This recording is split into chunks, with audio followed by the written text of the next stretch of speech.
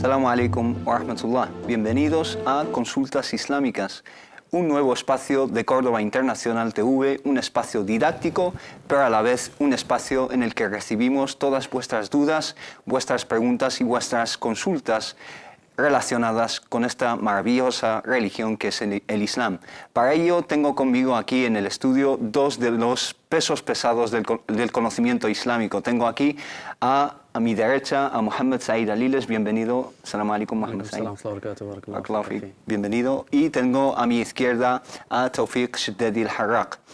Bienvenido con nosotros, hermano. Barakallahu fik.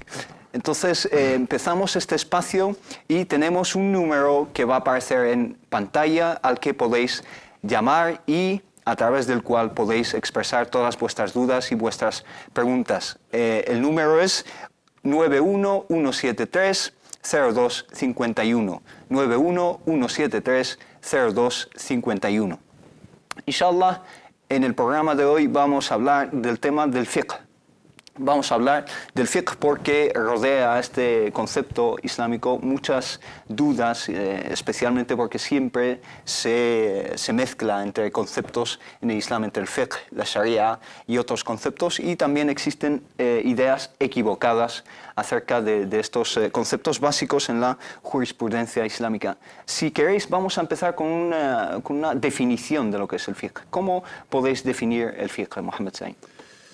Bismillah ar-Rahman ar-Rahim, alhamdulillah, wa sallallahu wa sallam wa baraka ala mulana rasulillahi wa alihi wa sahbihi. En el nombre de Allah, el misericordioso y el clemente, que la paz y las bendiciones de Allah sean con su amado profeta Muhammad, sus compañeros y aquellos que siguieron su guía hasta el día del juicio final. El fiqh, cuando estamos hablando de un dominio de las ciencias islámicas, es una de las ciencias islámicas, una de las especialidades o uno de los dominios técnicos dedicados a cierta parte de lo que es el conjunto de la Sharia, que es la legislación islámica. La definición léxica o lingüística de la palabra fiqh es la instrucción, el entendimiento, la comprensión. Faqih al-shay'a en árabe es entender algo, es comprender algo, es abarcar, digamos, las dimensiones o los significados y los sentidos de una cuestión en sí. Cuando se trata de la definición convencional, técnica, lo que denominamos en árabe el istilah, la definición que han adoptado los juristas, al-fuqaha, los eruditos de la ciencia del derecho jurídico, es una ciencia dedicada a extraer los juicios legales, los juicios legales en torno a cuestiones que atañen la vida del musulmán, extraídos de unos argumentos específicos, extraídos de unas referencias de la legislación. Es una ciencia que trata de buscar juicios y estatutos legales respecto a cuestiones que atañen la vida cotidiana del musulmán, en el aspecto práctico, a nivel de la servidumbre, de la práctica, lo que serían los rituales, la ibada, o lo que sería el trato, o todas las cuestiones de la vida, teniendo en cuenta todos los aspectos de la vida a nivel individual, a nivel contractual, a nivel de trato, a nivel de contratación, a nivel de comercio, a nivel de política, a nivel de gestión de los asuntos de todo lo que atañe a la vida de un ser humano. Muy bien, entonces el fiqh abarca todos los aspectos de la vida humana, se puede decir, ¿no? Efectivamente. Muy bien, aquí, Tawfiq, ¿qué importancia tiene el fiqh? ¿Por qué necesitamos el fiqh en nuestras vidas? Y también este conocimiento de la materia del fiqh, ¿lo debe tener todo musulmán o realmente algunos aspectos del Islam deben conocerlos en profundidad todos los musulmanes, mientras otros no?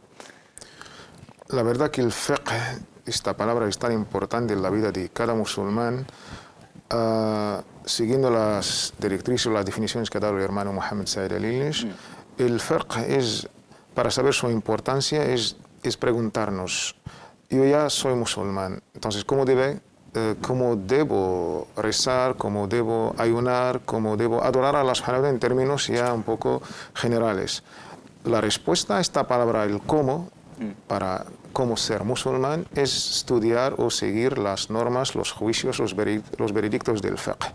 El fiqh es saber pues, los juicios del halal y el haram, lo que está prohibido, lo que está permitido, del makruh, del haram, lo que está prohibido, lo que está desaprobado, y lo que es el mubah. Estos 5 juicios es lo que hace todo musulmán durante su vida, lo que llamamos el hukm shara'i taklifi. Cuando el musulmán llega a la edad de taklif, de la responsabilidad pues, shara'iya, a la pubertad sexual, la edad de adulto, pues debe pues, girar alrededor de estos 5 juicios.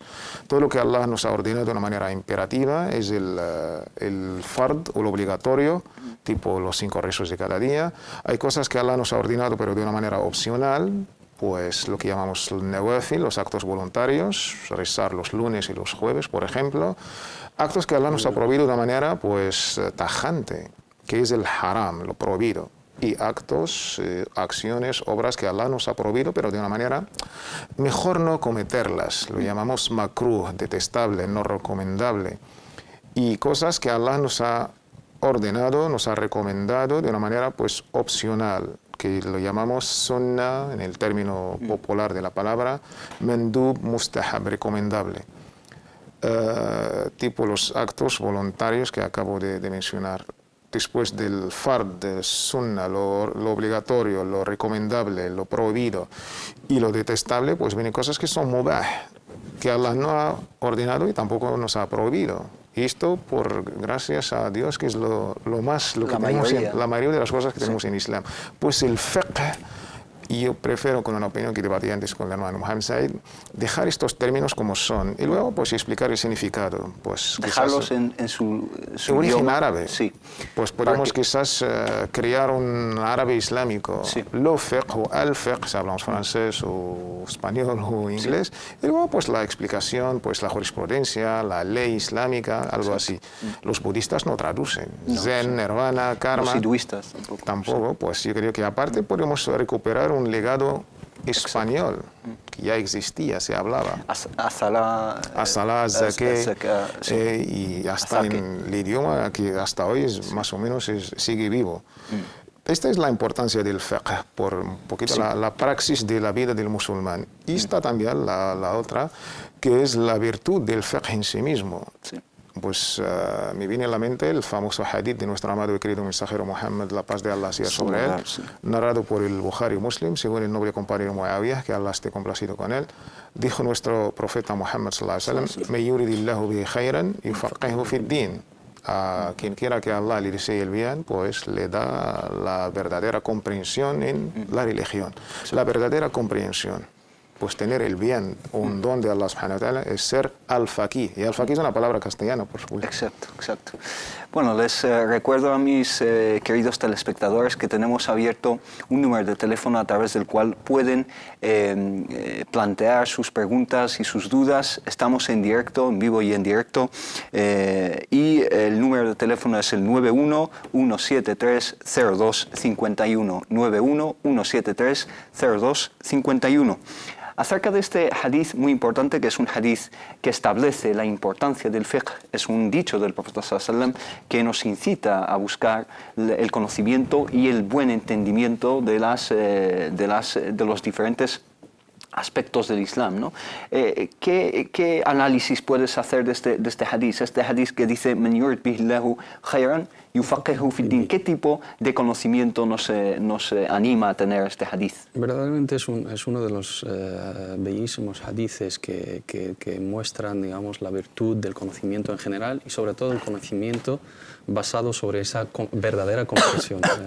Subrayo la traducción del hermano Tawfiq porque podemos entender la religión de nuestra manera, podemos interpretar la religión de diferentes maneras, hemos hablado en otros espacios de religión y religiosidad, pero tener esa verdadera comprensión, esa asimilación de los propósitos de la jurisprudencia islámica, de la Sharia, maqasid de Sharia, los objetivos, tener presente la esencia del mensaje del Islam, tener presente la esencia de las órdenes de Allah subhanahu wa ta'ala y de las directrices del libro sagrado, el Corán, y de la tradición profética Sunnah Nabawiyya. Ese musulmán que Allah subhanahu wa ta'ala le bendice con esa verdadera comprensión, le instruye en la religión, le da esa comprensión verdadera, verdaderamente ha conseguido el bien, al-khayriyya. Man yuridillahu bihi khayran yufaqihu fi ddin. A quien quiera Allah subhanahu wa ta'ala que le desee el bien, le instruye en la religión, le da entendimiento verdadero, le ayuda a comprender y asimilar los verdaderos fundamentos de nuestra maravillosa religión. Y se entiende también lo que denominan nuestros sabios de los fundamentos del derecho islámico, al-mantuq y al-mafhum. Un texto sagrado tiene, digamos, podemos extraer de él, de su texto pronunciado, podemos extraer un beneficio o un argumento, pero también de lo que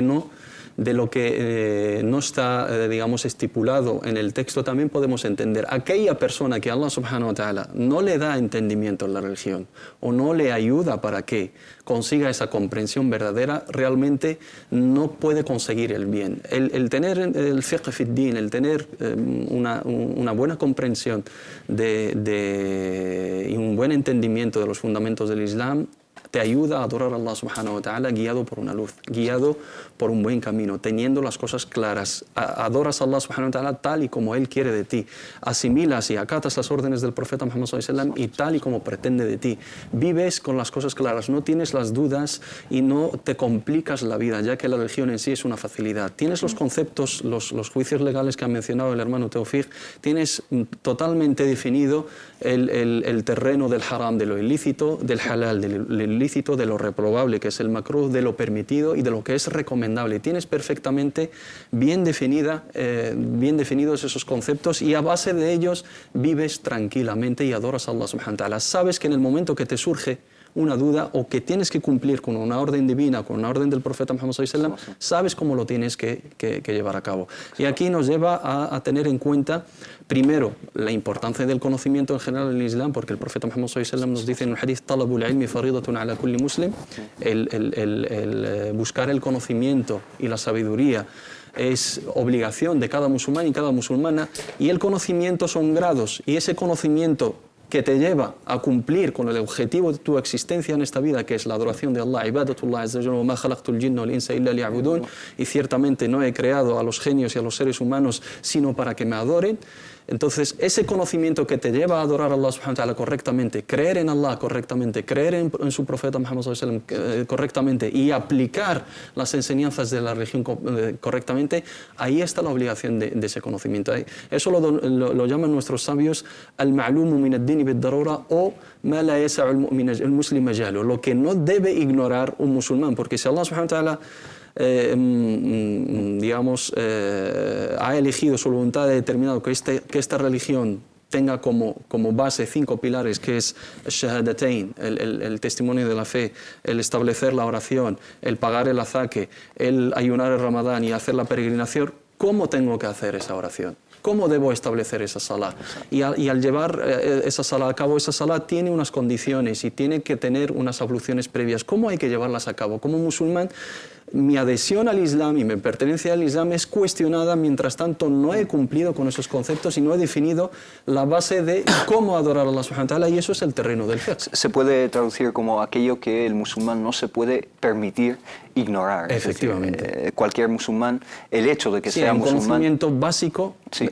Efectivamente, en todos los dominios de las ciencias, sobre todo las ciencias islámicas, hay un apartado reservado para los especialistas, para la élite, lo que se denomina fard el kifaya. Es una obligación comunitaria. Mientras la hagan un grupo, los otros son eximidos, digamos, de responsabilidad. Pero luego está fardu ain, la obligación personal específica de cada uno, que yo rendiré cuenta, porque yo como musulmán debo rezar. Si no sé rezar, es mi problema. Pero si no sé cuáles son las definiciones, por ejemplo, de la ciencia, de las reglas del tajwid o tal, eso es otra. Pero a la hora de aplicarlo es otra cuestión. Eso los hermanos lo tienen que tener en cuenta. Hay mucha ignorancia en este aspecto y hay conceptos básicos fundamentos básicos, líneas básicas que todo musulmán debe de saber, y como padres o como responsables o como pastores, ¿no?, de esos rebaños que menciona el profeta Muhammad, cualquier persona que tiene asignada una responsabilidad debe de asumirla guiado por ese conocimiento que es terreno del fiqh y otras ciencias. Exacto. Les recuerdo a los queridos telespectadores que tienen abierto este número de teléfono a través del cual pueden plantear sus preguntas. Es el 911730251. 911730251.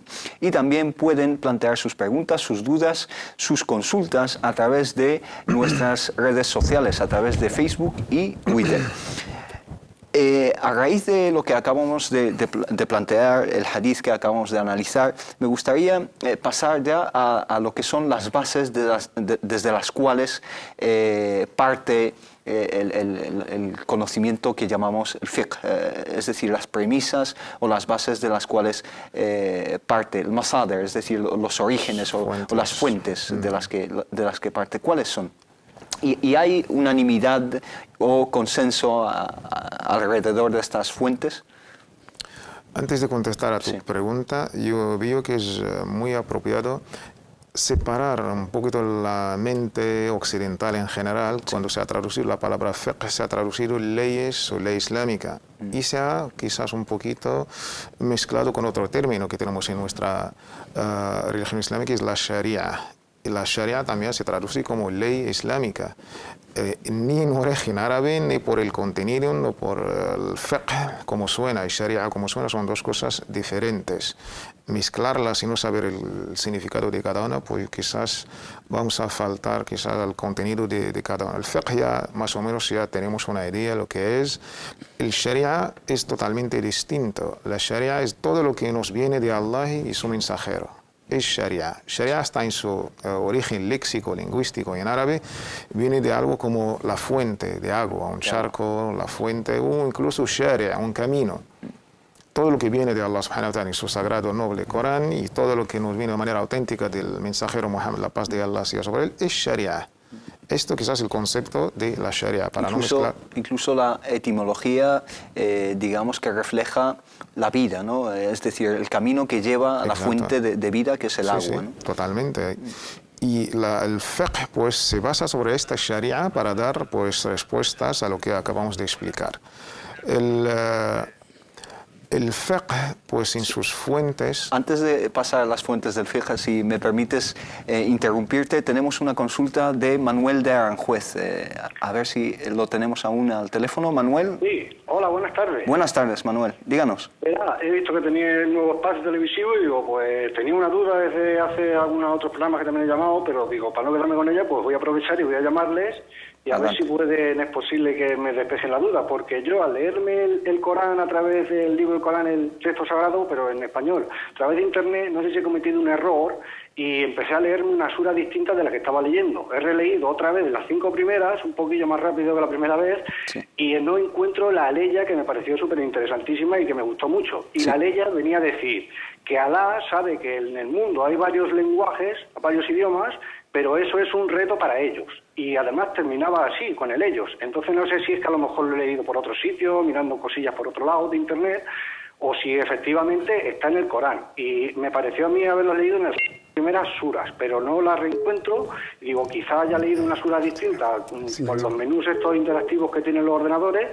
Y digo, ¿es posible que a ustedes les suene la leya y pudieran decirme efectivamente está en esta sura y es la leya por esta zona más o menos, la 100 o la 50?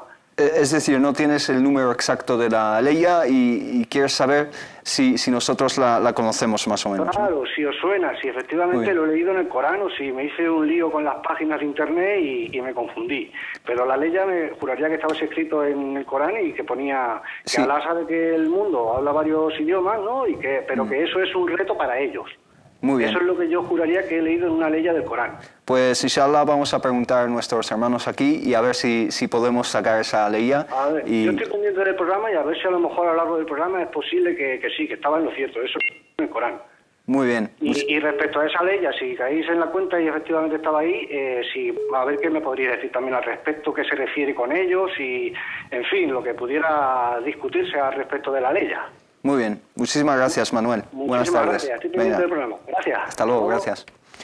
¿Os suena esta ley? Yo creo que el hermano se refiere a una ley en Surat Ar-Rum que dice وَمِنْ آيَاتِهِ خَلْقُ السَّمَاوَاتِ وَالْأَرْضِ وَاخْتِلَافُ أَلْسِنَتِكُمْ وَأَلْوَانِكُمْ إِنَّ فِي ذَلِكَ لَآيَاتٍ لِلْعَالَمِينَ. La traducción sería: y entre sus signos está la creación de los cielos y de la tierra, la diversidad de vuestras lenguas y de vuestros colores. Ciertamente hay en ellos signos para los que saben. Esa es la única ley que menciona, digamos, la diferencia de habla que Allah subhanahu wa ta'ala ha creado como diversidad, la diversidad de colores, la diversidad de lenguas y idiomas hablados por los seres humanos, que es un signo de la creación de Allah subhanahu wa ta'ala y un signo para los que meditamos y los que digamos, reflexionamos sobre la creación de Allah subhanahu wa ta'ala. Y un poco este pasaje está en contraste con digamos, la narrativa de otras religiones y otras filosofías que ven la diversidad de las lenguas como un castigo de Dios, ¿no? Mientras que en el Islam se ve como algo positivo, ¿no es así? La diversidad es totalmente, la pluralidad es totalmente aceptable e incluso forma parte de las riquezas de la sociedad. Es un signo de Dios, como la alía que acaba de mencionar el hermano Mohammed Said. Quizás nos viene a la mente la Torre de Babel, que quizás tú te referías al castigo, al contrario. Viniendo a tu pregunta, el fiqh, sí, al principio pues no era lo que ahora estamos quizás explicando. La palabra al fiqh, casi los 3 primeros siglos del Islam, era pues al faqih, alguien que es faqih, o el fiqh, era alguien que de verdad teme verdaderamente a Allah subhanahu wa ta'ala y conoce todos los conceptos y preceptos de la religión islámica. Esto era el fiqh en general, hasta que tenemos un libro que se atribuye a Abu Hanifa, no sabemos con exactitud si lo ha escrito él o no, pero ya por tradición es el fiqh al-akbar. Y ahí no habla de la jurisprudencia como hemos explicado, habla de temas de credo, de aqida, del temor de Allah y estas cosas. Pero a partir del siglo III, del tercer siglo, justamente con el gran imam Shafi'i, allá podemos ver un poquito las ciencias islámicas de una manera un poquito clasificada. ¿Se puede decir que Shafi'i es quien, digamos, asentó las bases de una manera un poco técnica? Sí. Antes ya teníamos una gran experiencia del Imam Malik con su famoso libro el Muwatta. Sí. Pero el Muwatta no era todavía algo que se llama, era el fiqh junto con el hadith. Pero ya era un indicio pues clarísimo. Shafi'i pues ha dado las bases técnicas, un poco epistemológicas. Muy bien, si os parece, vamos a seguir con ese punto, pero antes tenemos una pregunta, creo que de Mohammed desde Barcelona. Salam alaikum, Mohammed. Alaikum salam, rahmatullah. Adelante, hermano. Salam alaikum. Mira, quería hacer una pregunta. Bueno, yo soy de un pueblo al lado de Melilla, pero convivo, bueno, me creo en Melilla y convivo. Bueno, y yo sobre todo sobre el qubur, que no viene al caso, pero y cuando entro en el qubur, que como sea el que tenemos en Melilla actualmente, o si no, que están alrededor de ahí donde yo vivo, los veo que no diferencian nada de otros. Y hoy en día mucha gente que le sobra el dinero le empieza a poner mármol blanco, flores, y ya no sé diferenciarlos de una cosa de otra. Yo lo que tengo entendido que eso no puede ser, que la gente se tiene que dar cuenta que ese dinero lo puede destinar a otra cosa, porque yo no sé, no tengo certeza, pero yo lo que he leído, poco que sé que eso no puede ser. Y hoy en día, cuando entro en el cementerio, es una tristeza, porque todos son flores, mármoles blancos, todo alto, todo muy bonito. La gente por la mañana si viene, empieza a lavar, echa agua, más flores, y está muy bien ver. Sí. Yo no sé, porque como tenemos como que vamos a obedecer al qubur y darle la vuelta al qubur, y eso es lo que yo no entiendo, que la gente, le tienen que decir a la gente, las mezquitas, que por favor, que eso no se puede hacer, que yo lo que tengo entendido, porque, perdóname por mi ignorancia, pero yo lo que eso, los imanes y los hermanos que están y que me digan algo, a ver si eso está bien o está mal. Muy bien, Barakallahu fik, hermano. ¿Tienes alguna otra pregunta?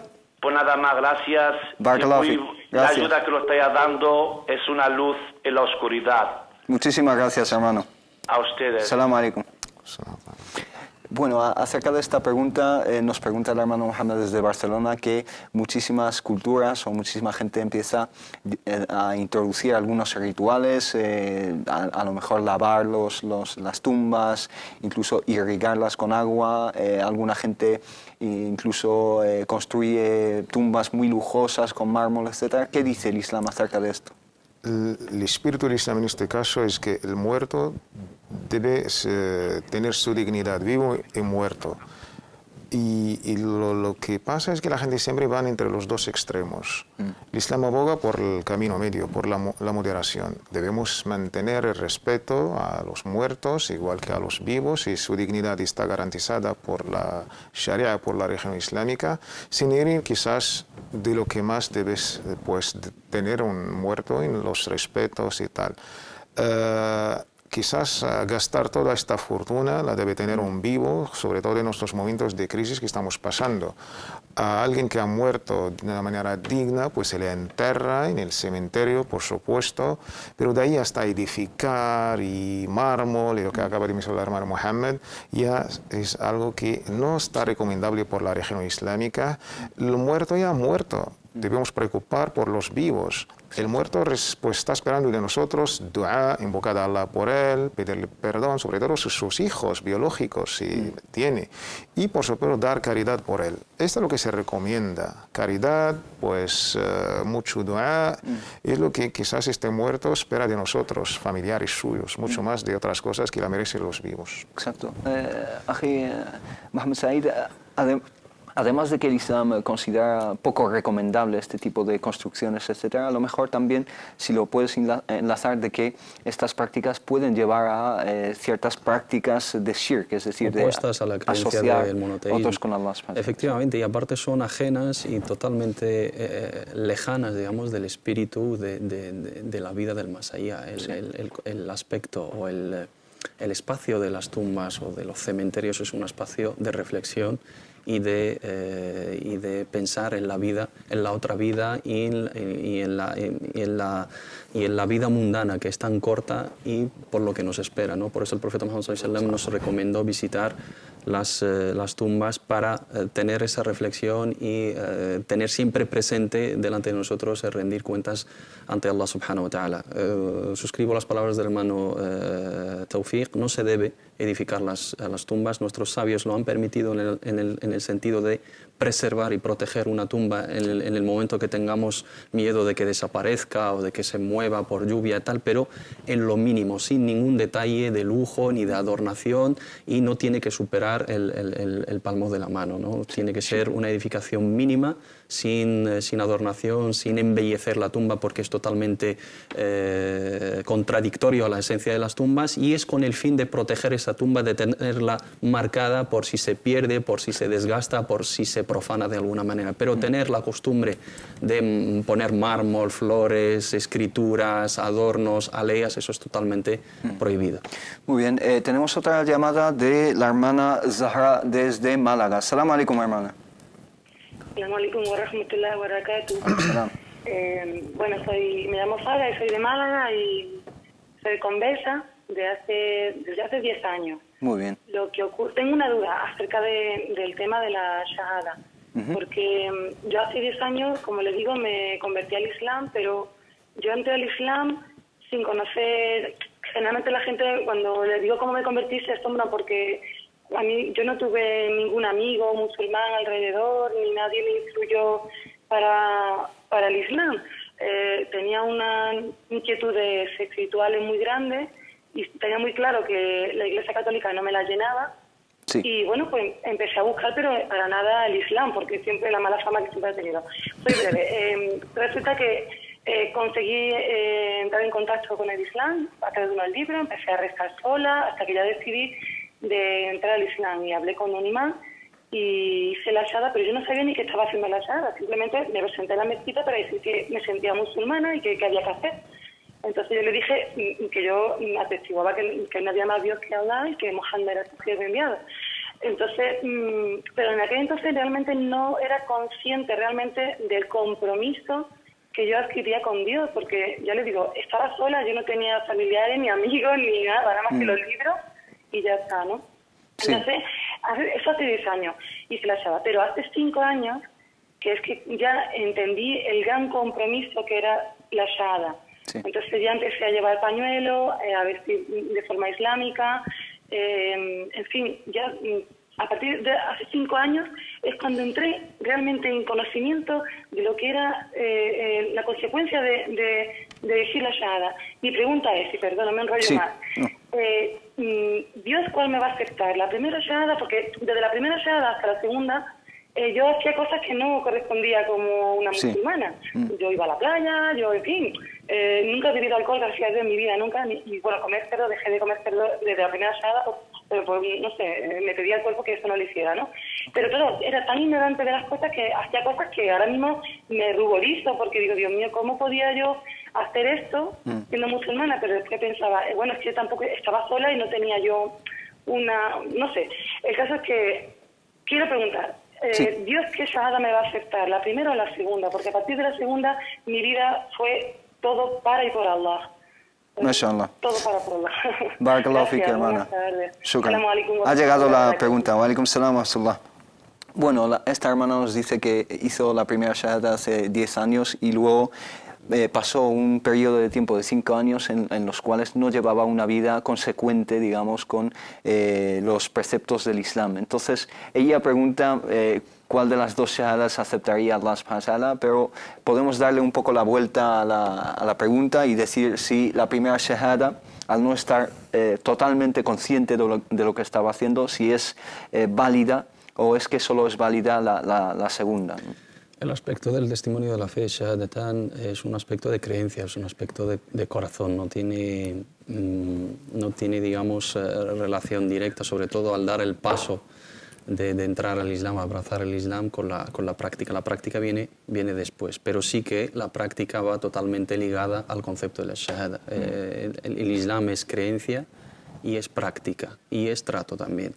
Lo único que también hay que tener en cuenta el tema de la gradualidad, el tema del tadarruj y el tema de ir paso a paso, y tenemos presente el hadith de Mu'adh ibn Jabal radiyallahu anhu cuando le manda al profeta Muhammad sallallahu alaihi wasallam a Yemen para predicar el Islam y enseñar el Islam a un entorno que no era musulmán. Lo primero que le manda es establecer los fundamentos de la fe. ليكن أول ما تدعوهم إليه أن يشهدوا أن لا إله إلا الله وأن محمد رسول الله فإنهم أطاعوك لذلك فأعلمهم.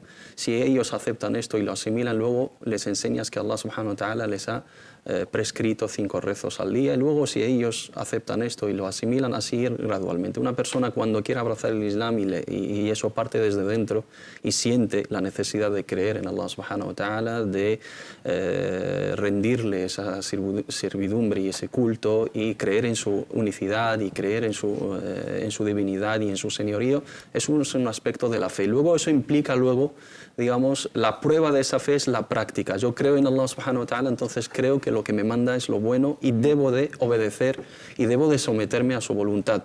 Lo único que es un proceso que puede durar tiempo, sobre todo cuando estamos hablando de hermanos que se convierten al Islam. No se le pide a una persona al principio o desde el primer momento que abrace el Islam que asimile todos los conceptos del Islam, eso no. Pero al ser un aspecto interno, un aspecto de creencia, un aspecto de espiritualidad y de fe, eso depende de la sinceridad con Allah subhanahu wa ta'ala. Desde luego, si ha hecho la primera shahada creyendo en la unicidad de Allah y en la divinidad de Allah y en la profecía del profeta Muhammad sallallahu alaihi wasallam, es una musulmana como todos los musulmanes. Luego, en el Islam hay grados. Hay Islam, hay Imán y hay Ihsan. Es Islam, es fe, creencia, y luego lo que sería la espiritualidad o la caridad. Y el musulmán debe de asimilar esos conceptos. Una vez que se establecen esos fundamentos, debe de ser acompañada esa creencia con la práctica, desde luego. Muy bien. Vamos a pasar, inshallah, a una pequeña pausa, 5 minutos, y volvemos enseguida. Os recuerdo el número de teléfono que está saliendo en pantalla. Es el 173-0251. 91173-0251. Volvemos en 5 minutos, inshallah, y seguimos con vuestras preguntas, nuestras respuestas desde aquí, y también el análisis del tema que habíamos empezado, el tema del fiqh. Nos vemos en un minuto, inshallah. Assalamu alaikum.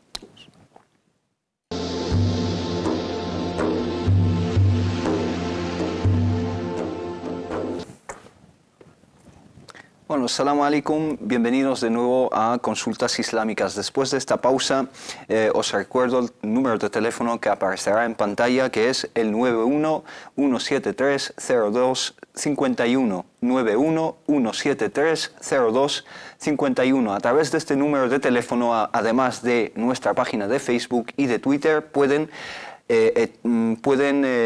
hacernos llegar, comunicarnos vuestras dudas, vuestras preguntas y todas vuestras consultas. Estábamos con el tema de la pregunta de Zahra desde Málaga, y tengo una pregunta que nos llegó desde Ecuador a nuestra página de Facebook, que dice el hermano Francisco Gonzalo Pizarro. Nos dice: quiero entrar en el Islam, ¿cómo hago?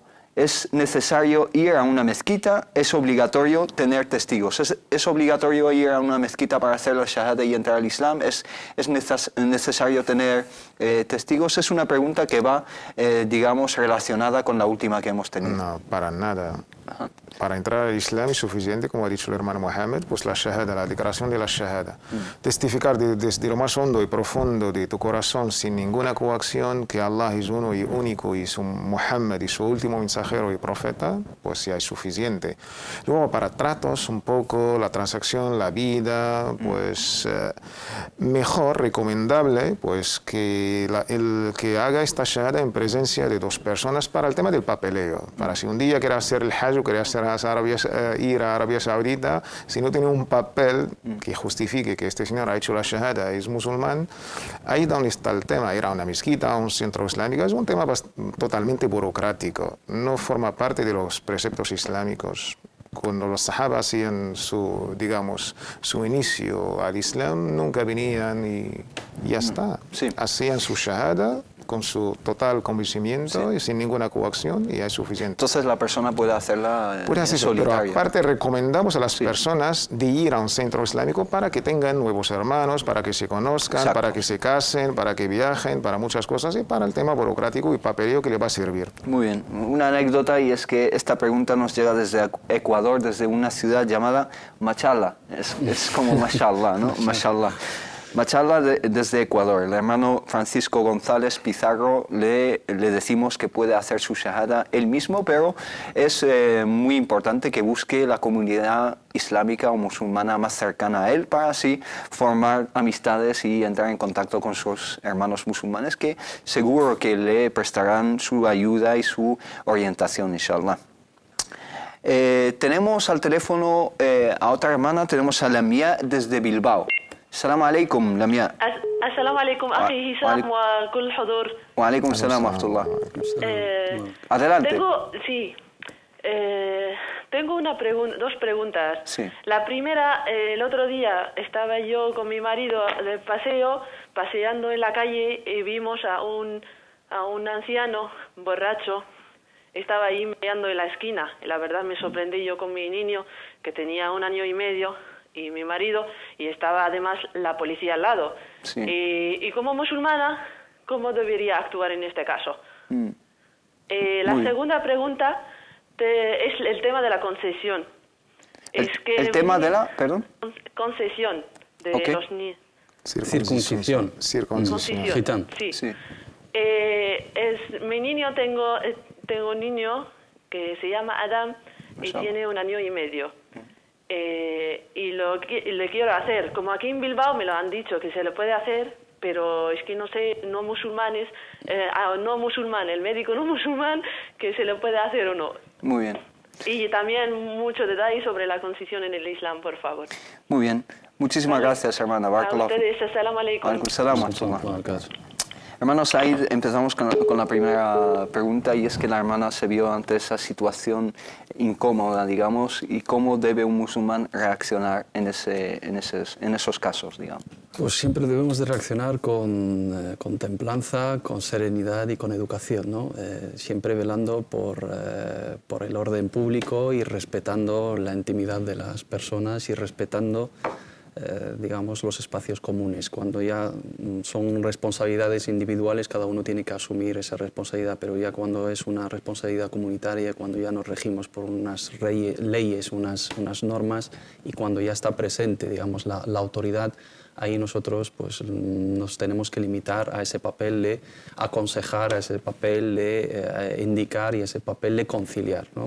En el caso de que sea una conducta obscena, una conducta contradictoria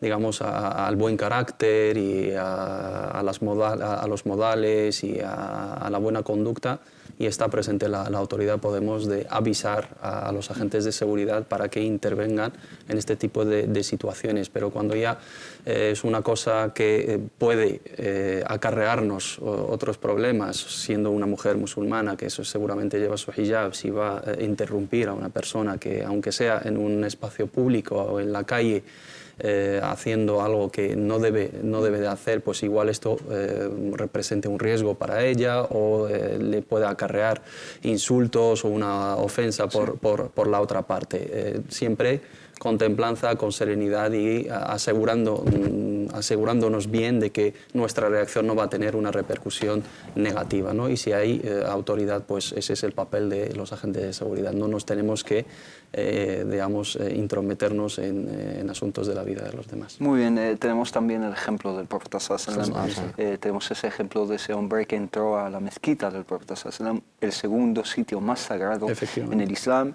y la reacción del Profeta Sallallahu Alaihi Wasallam. Tenemos la comparación ahí entre la reacción de los compañeros del Profeta Sallallahu, que fue una reacción, digamos, apresurada, y la reacción más sosegada, más sabia del Profeta Sallallahu, que cogió a ese hombre, que lo llevó a un lado y le dio ahí una serie digamos, de consejos, y la felicidad de esa persona cuando dijo Allahumma marhamni warham Muhammadan wa la tarham ba'dana ahadan. Es decir, la reacción también de ese hombre que dijo: oh Allah, perdóname y perdona a Muhammad y no perdones a nadie más, porque vio la reacción de los demás y la reacción del Profeta Sallallahu, que fue una reacción totalmente sublime. Tenemos la otra consulta, y aquí os planteo la pregunta a los dos, pero empiezo con el hermano Tawfiq, porque es una pregunta que sale a menudo. Es una situación en la que se ven muchísimas familias, muchísimos hermanos tienen hijos varones y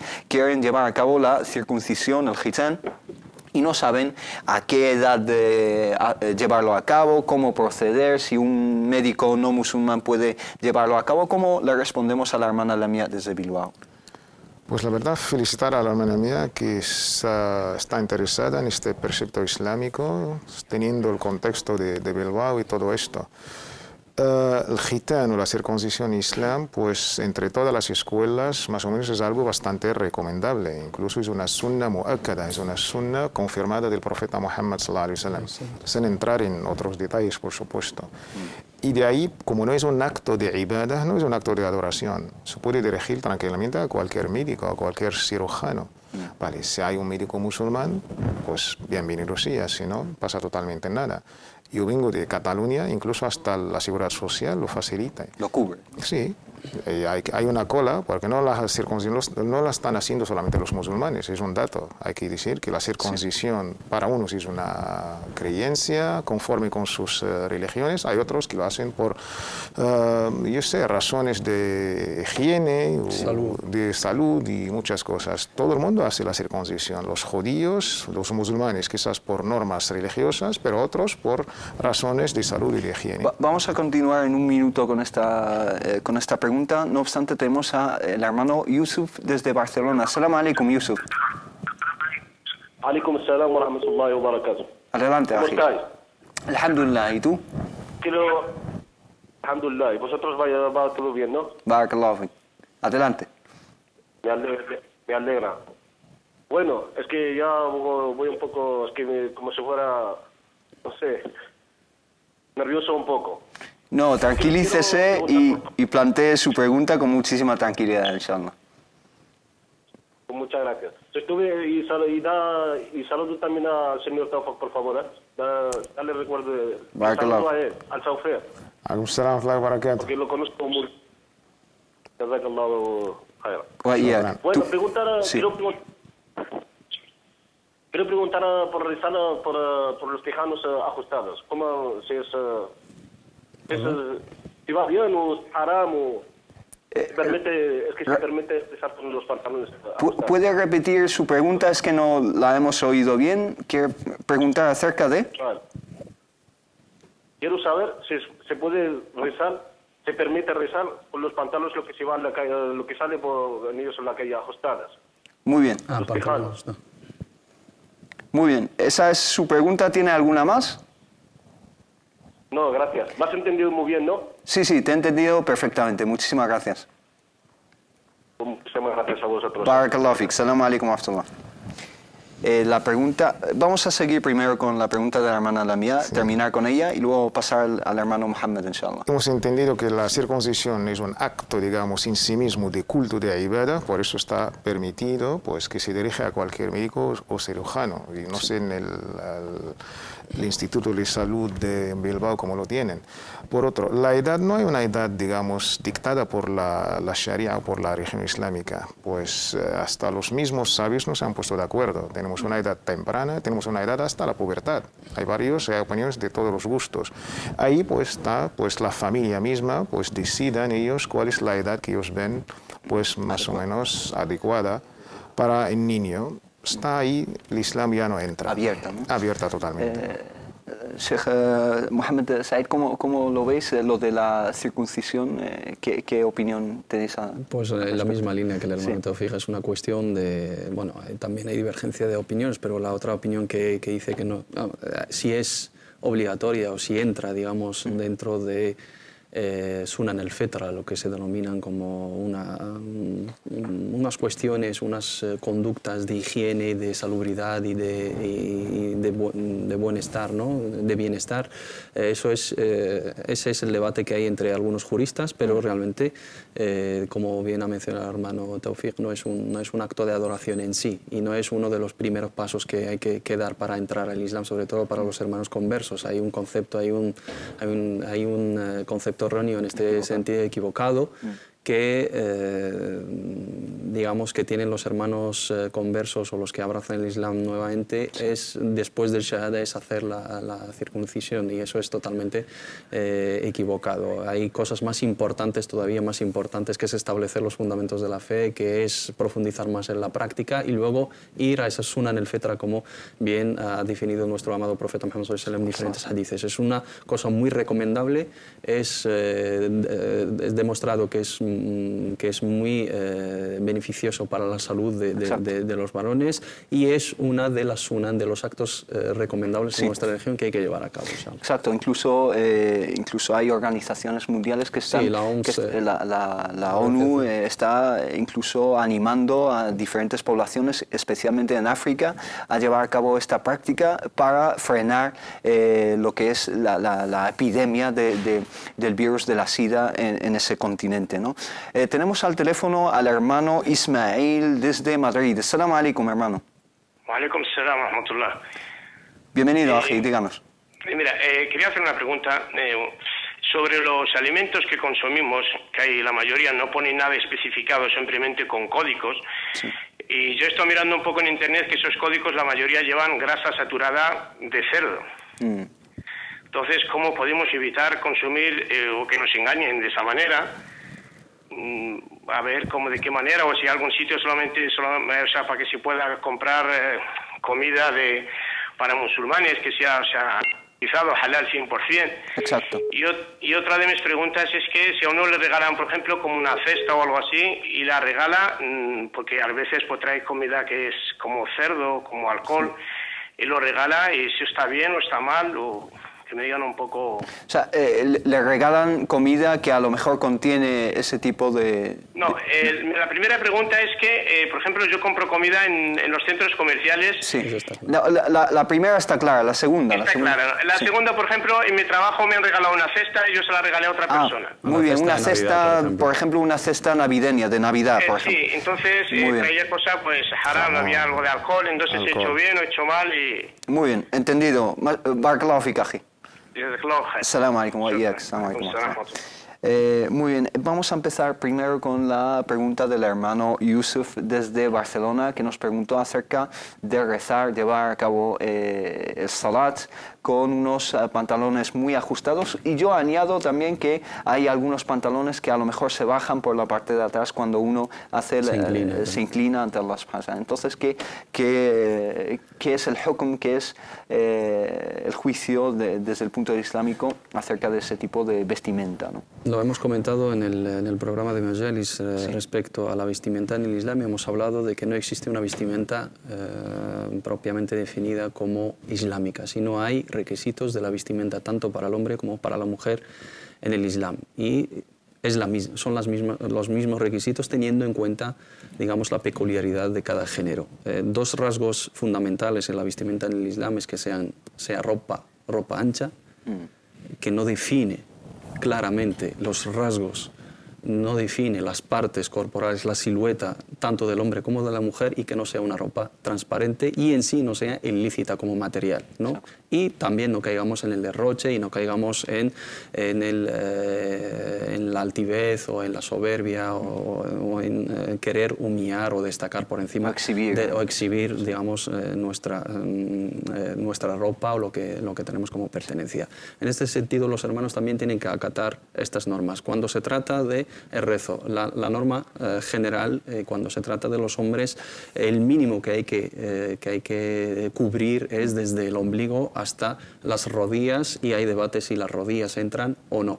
Pero también hay que tener en cuenta lo que es la costumbre, al-urf, lo que suele llevar la gente de tu comunidad. Eso es el nivel mínimo. No quiere decir que nosotros vayamos con los torsos descubiertos y con nuestras partes del cuerpo al descubierto y que todo el mundo puede contemplar los detalles de nuestro cuerpo. Y cuando se trata de un espacio comunitario de adoración, como es los centros de culto, que es la mezquita, donde vamos a llevar a cabo el rezo en congregación, Salat el-Jama'a, el rezo en comunidad, estamos en contacto con otras personas. Uno de los objetivos de la vestimenta en el Islam es el respeto hacia los demás. O sea, tener cierto pudor nosotros de cara a nuestras personas, y luego tener un respeto de conducta hacia los demás y no obligarles a que vean cosas obligatoriamente y tal.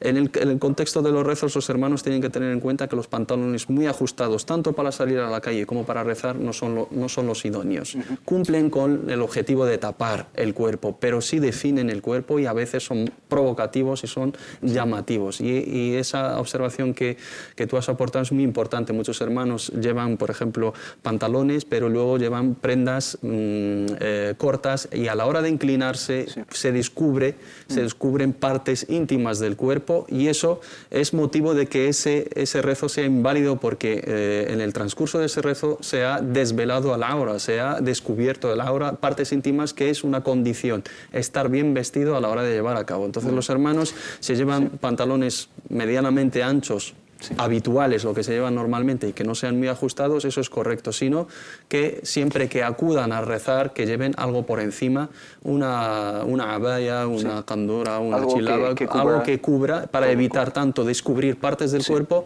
o que se defina claramente los rasgos de la silueta. Sí, esta pregunta seguramente que va a salir en diferentes contextos, especialmente mucha gente se pregunta acerca de si es lícito o no rezar con los pantalones demasiado largos, también si lo que es el isdal o si tienen que estar por encima de los tobillos. Existe también un debate acerca de esos aspectos. Si os parece, pasamos a la siguiente pregunta, que es del hermano Ismail desde Madrid, que nos pregunta acerca de algunos aditivos que ponen en algunos alimentos. Dice que el origen de algunos aditivos es porcino, es del cerdo, ¿no? Entonces, ¿es lícito para los musulmanes consumir esos alimentos que los contienen? Debemos aclarar ciertas cosas para ponernos de acuerdo. Los aditivos no son solamente de origen porcino, hay aditivos de origen vegetal, hay vegetariano, hay aditivos de origen animal y hay aditivos de origen porcino. Y marino también. Y marino, por supuesto. Aditivos de origen vegetal, ya el tema está ahí clarísimo, halal, permitido. Aditivos de origen animal, dos tipos de animales. Animales comestibles, halal, permitidos, o animales, pues entramos en otro debate. La opinión mayoritaria es también halal, porque estos aditivos pues se extraen de los huesos o de los pieles de estos animales. Y tenemos ya en nuestra jurisprudencia islámica extraer algo de los pieles y de los huesos, pues por varios hadith es totalmente lícito y permitido. Nos queda el tema polémico, que es aditivos de origen porcino. La mayoría, el jumhur, opinan en este caso que estos aditivos de origen najis, impuro, pasan por un proceso de cambio, ya no quedan en su origen. Entonces, esta operación o este proceso se llama en el fiqh el-istihala, el cambio. Transformación. Salvo la opinión de la escuela Shafi'i. Sí. La opinión... Sí, la escuela Shafi'i es la única que difiere en este... Que para ellos es totalmente prohibido. Su opinión en el tema del cambio y la transformación de las cosas, pues no permiten el uso de esos aditivos. Sí, no tienen en cuenta este concepto de... El jumhur o la opinión de ellos es que algo que en su origen es impuro, prohibido, haram, tipo el alcohol. El alcohol ya sabemos que es haram, que está totalmente prohibido, pero el alcohol se pasa por un proceso químico, por sol, por no sé qué, y ya se transforma en vinagre. El vinagre es totalmente halal. Ha quedado muy claro. En muy pocas palabras, una respuesta muy resumida acerca de regalar esa cesta navideña a sus amigos o a sus familiares, ¿no? Más bien debe evitarlo. Ya sabiendo que es musulmán, se lo tiene que comunicar a sus compañeros de trabajo de que a la hora de regalarle ese tipo de cestas navideñas, que eviten esos productos prohibidos para los musulmanes y de hecho que se lo lleve a otra persona. Regalarlos él no es lo correcto. Muy bien, ha quedado totalmente claro. Le decimos al hermano Manuel que nos llamó desde Aranjuez que la aleya es la aleya 21 del capítulo de la Sura 30. Sura 30, aleya 21. Si lo ve, a lo mejor es esa la aleya que nos indicaba. Hemos llegado al final del tiempo que tenemos abierto para sus consultas. Damos muchísimas gracias, Barakallahu Fik, al hermano Mohamed Said Alides, Barakallahu Fik. Muchísimas gracias. Y al hermano Tawfiq, muchísimas gracias, Barakallahu Fik, por su conocimiento, por compartir con nosotros toda esta información. Y a vosotros, a ustedes, muchísimas gracias por participar con nosotros a través del teléfono y tenemos una cita con vosotros el jueves que viene a las 5:30, inshallah. Muchísimas gracias. Barakallahu fikum wa jazakumullahu khair. Assalamu alaikum wa rahmatullahi ta'ala wa barakatuh.